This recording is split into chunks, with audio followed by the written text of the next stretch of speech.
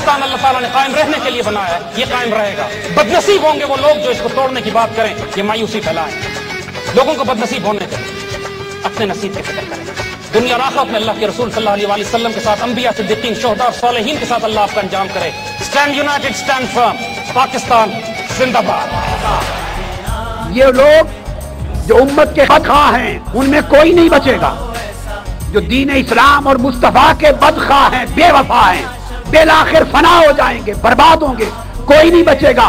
बका मुस्तफा की होगी और मुस्तफा के वफादारों की होगी। नहीं था जिसका कायदा तुमने ख्वाब देखा, जिसके लिए 50 लाख शोहदा हमने दिए, और जो आइंदा आने वाले वक्तों में उम्मत मुस्लिमा की क़यादत करेगा।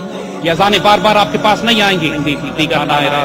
आयत के नायत, फकीर पास आयत के नायत। दोबारा राज जानने वाले तुम्हारे पास शायद आए या ना आए, ये फकीर तुम्हारे पास दोबारा बार बार लौट कर नहीं आएंगे।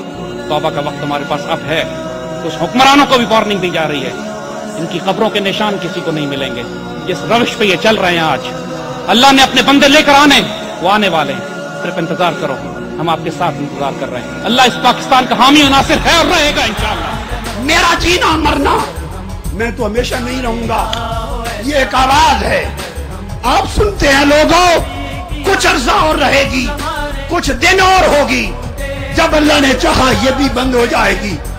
मेरी आरज़ू ये है कि मेरे जीते जीते मेरी आंखों के सामने पाकिस्तान की नस्लें मुस्तफा के आशिक बन जाए।